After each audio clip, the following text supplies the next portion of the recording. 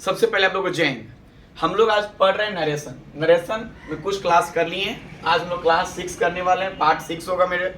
तो जो सबसे पहले चैनल पर नए हैं, सबसे पहले चैनल सब्सक्राइब कर लीजिए और घंटी का बटन को दबा लीजिए ताकि जो भी नोटिफिकेशन हो आपके मोबाइल पे जाए और आप आसानी से घर बैठे पढ़ सकें।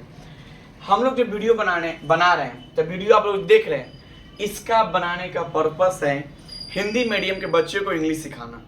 हम लोग जिस अंदाज में इंग्लिश सीख रहे हैं, इसका तात्पर्य है कि जिस बच्चे को इंग्लिश कुछ भी नहीं आता है उसे भी इंग्लिश सिखा देना है। समझ गए? तो आप लोग सबसे पहले क्लास शुरू करने से पहले वीडियो को अपने दोस्तों में शेयर कर लीजिए। आज जो क्लास करने वाले हैं, आज का जो क्लास होगा बहुत ही शानदार क्लास होने वाला है, क्योंकि इस क्लास से जिस रूल को आप पढ़ेंगे आज, इस रूल से हर एक बार, हर एक ईयर, एक भी ऐसा ईयर नहीं गया है जिसमें क्वेश्चन नहीं पूछा गया है। आप इसको लास्ट तक पूरे बने रहिएगा। चलिए, तो हम लोग आज पार्ट 6 करने वाले हैं। जो लोग नहीं देखे हैं, इसका पार्ट 1, 2 आप उसे देख लीजिए। ठीक, चलिए, तो हम लोग आज बात करने वाले हैं कि रिपोर्टेड स्पीच यानी कॉमा के अंदर का पार्ट लेट से शुरू हो। यदि रिपोर्टेड स्पीच लेट से शुरू हो यानी स्टार्टिंग हो, तो हम इनडायरेक्ट कैसे बनाएंगे? समझ रहे बात? अभी तक मैंने सीखा, ऑर्डर सीखा है ना, कि ऑर्डर हो तो कैसे बनाते हैं, यदि यूनिवर्सल ट्रूथ हो तो कैसे बनाते हैं, इस सब मैंने सीख लिया था। तो आज हम लोग बात करने वाले हैं कि जब रिपोर्टेड स्पीच लेट से शुरू हो तब हम कैसे इनडायरेक्ट बनाएंगे। तो कुछ इसका नियम दिया गया, नियम पे थोड़ा सा गौर करना है। तो रिपोर्टिंग वर्ब को सजेस्टेड कर देना, यानी रिपोर्टिंग वर्ब जो भी है, जो हम लोग अभी तक क्या कर रहे थे, सेड किए हैं, टोल्ड किए हैं, आस्क्ड किए हैं, ऑर्डर भी किए हैं, लेकिन आज करने वाले हैं सजेस्टेड या परपोज्ड। समझ रहे बात? कि सबसे पहला काम क्या कीजिए कि जब भी लेट दिखे आपको, जब भी लेट दिखे, सबसे रिपोर्टिंग वर्ब को सजेस्टेड कर दीजिए। इसके बाद एक चीज छूटा वहां पर आप जोड़ लीजिएगा कि कॉमा,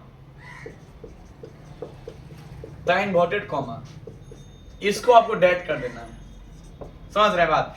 तो डेट तो सभी जगह है, कुछ जगहों पर डेट नहीं लगाए हैं। कहां कहां नहीं लगाए हैं आप पढ़े हैं, एक बार मेरे साथ रिवीजन भी कर लीजिए। कि जब सेंटेंस यानी रिपोर्टेड स्पीच एक क्वेश्चन था, तो हम लोगों ने डेट को ना लेकर इफ या वेदर को लिए थे। जब एक ऑर्डर था तो हम लोगों ने डेट को ना लेकर टू लिए थे। मात्र दो जगह है, एक इफ या वेदर, एक टू, बाकी सभी जगह डेट का प्रयोग किए हैं। समझ गए? लेट, समझ गए? लेट जो शब्द था, लेट जो लिखा रहेगा, इस लेट को गायब कर देंगे, यानी नहीं लिखेंगे आप। समझ रहे हैं? लेट के बाद वाले ऑब्जेक्ट, लेट के बाद जो ऑब्जेक्ट रहेगा उसे सब्जेक्ट में कन्वर्ट कर देना है, और उस सब्जेक्ट के बाद शुड का प्रयोग करना है, और शुड सभी के साथ आएगा। समझ रहे बात? जो नियम सीखे हैं एक बार रिकॉल कीजिए कि यदि रिपोर्टेड स्पीच ऑर्डर नहीं हो, लेट हो, लेट से शुरू हो, तो क्या करेंगे? जैसे ही लेट का नाम सुने, लेट दिखे, आपको सबसे पहले माइंड में चलना चाहिए कि रिपोर्टिंग वर्ब को सजेस्ट कर देना है, लेट शब्द को गायब कर देना है, कॉमा, इन्वर्टेड कॉमा को डेट कर देना है, और लेट के बाद वाले ऑब्जेक्ट को सब्जेक्ट कर देना है, और सब्जेक्ट के बाद हमेशा शुड का प्रयोग करेंगे। चलिए, हम कुछ देखते हैं क्वेश्चन। जैसे he said to me let him do it. जैसे ही मुझे लेट दिखा ना, आपके मन में चलना चाहिए कि रुक जाइए सर, हम बना लेंगे आप। तो ही का ही, सेड टू को क्या करना भाई? सजेस्टेड।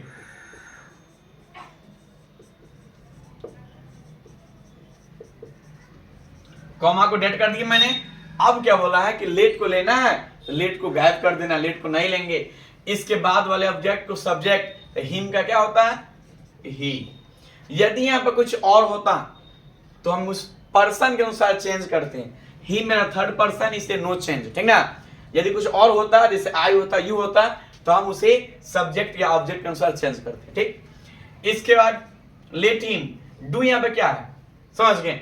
तो लेट हिम, इसके बाद let him do it, let him do it.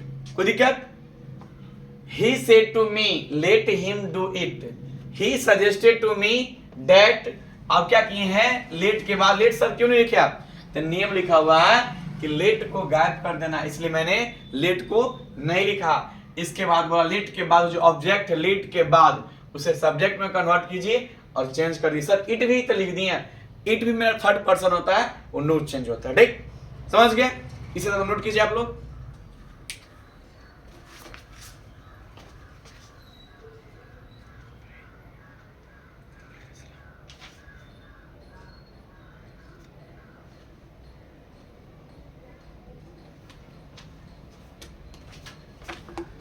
Note कर लिए? चलिए, एक चीज यहाँ पर गलत दिखा हुआ, समझ गए? हम लोगों ने देखे थे सब्जेक्ट क्या शुड लिखना है, शुड छूट गया, ठीक ना, गलती छूट गया, इसे अरेंज रूल में लिखे थे लेकिन बनाने में छूट गया। ठीक, हम लोग बोले भी नहीं हो, मैसेज कर देना चाहिए कि सर शुड ना छूट गया आपका। He suggested to me that he should do it, कोई दिक्कत नहीं ना।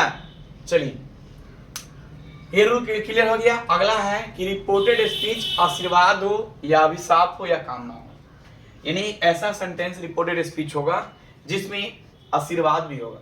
अभिशाप यानी क्या होता है, किसी को श्राप देते हो ना कि तुमको ये हो जाएगा, तुमको वो हो जाएगा, वही अभिशाप होता है। कामना का मतलब इच्छा, समझ गए? का बोध कराएं तो कैसे करेंगे? तो सबसे पहले बोला है कि रिपोर्टिंग वर्ब को ब्लेस्ड या कर्स या विस्ड, यानी जो चीज है, यदि आशीर्वाद रहे तो ब्लेस लेंगे, यदि अभिशाप रहे तो कर्स लेंगे, यदि कामना रहे तो विश लेंगे, कोई दिक्कत?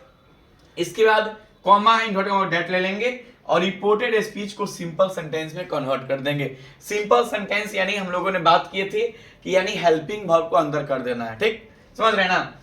चलिए फिर से रिवीजन कीजिए कि रिपोर्टेड स्पीच आशीर्वाद हो, अभिशाप हो, कामना हो, यानी जिस सेंटेंस से क्या हो, आशीर्वाद का बोध हो, अभिशाप का बोध हो, कामना का बोध हो, तब उसे कैसे बनाएंगे? तो कुछ नहीं करना है, रिपोर्टिंग वर्ब को उसी के अनुसार बदल देना है। यदि आशीर्वाद हुआ तो ब्लेस्ड, अभिशाप हुआ तो कर्स्ड, और कामना हुआ तो विश, और कॉमा इन्वर्टेड डेट लगा देना है और रिपोर्टेड स्पीच को सिंपल सेंटेंस बना देना है। इस रूल को एक एग्जांपल समझते हैं कि he said to me may you live long. देखिए, ही का he, said to, may you live long का मतलब क्या होता है कि कोई आशीर्वाद दे रहा है कि आप समझिए बहुत दिन तक जिएगा, यानी आपको सुनिए शाब्दिक अर्थ में चिरंजीवी भव बोलते हैं ना, वही है। तो ही सेड टू क्या करना है, यदि आशीर्वाद है तो ब्लेस्ड हो, ही ब्लेस्ड मी दैट। अब क्या बोला है, सिंपल सेंटेंस। सर यहाँ में बाहर निकला हुआ, आप क्या कीजिए, मे को अंदर कर लीजिए पहले, समझ गए?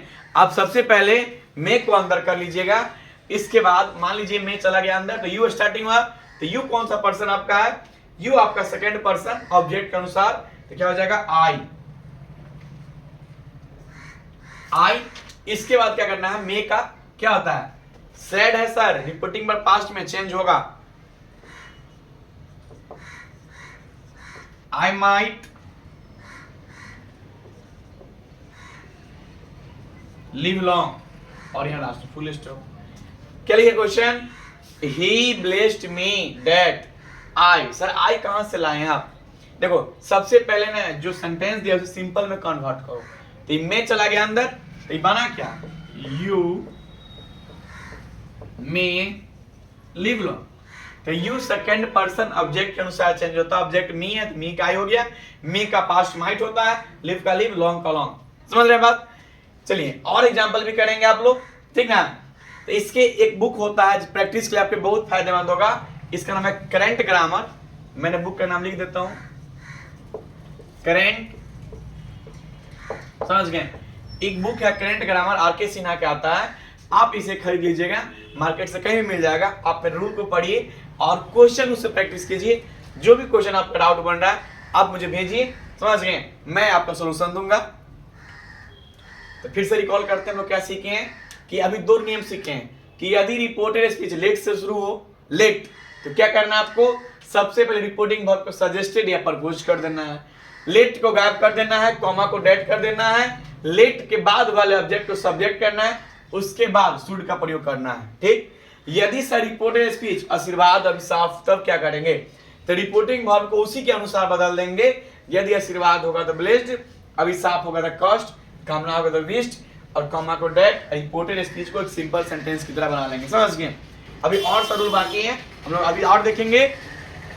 आप लोग ना हिम्मत मत हारिए, अभी आपका एग्जाम बहुत जल्द आने वाला है, जनवरी फरवरी से एग्जाम स्टार्ट हो जाएगा, हर एक बोर्ड का एग्जाम शुरू हो जाएगा।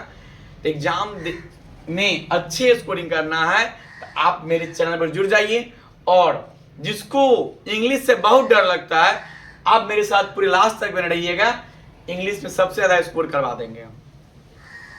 एक लाइन सुने थे कि अभी तो असली मंजिल पाना बाकी है, यानी अभी तो कहाँ कुछ पढ़े, खाली नरेशन टेंशन नहीं होगा, ये तैयारी भी कितना भी हार्ड कर ली है अभी एग्जाम देने के बाद, तो यही है कि अभी तो असली मंजिल पाना बाकी है, अभी तो इरादों का इम्तिहान बाकी है, अभी तो तौली है मुट्ठी भर जमीन, अभी तो तौलना सारा आसमान बाकी है। चलिए इसी के साथ आप लोग अगले वीडियो में मिलते हैं, आज के लिए इतना ही, जय हिंद।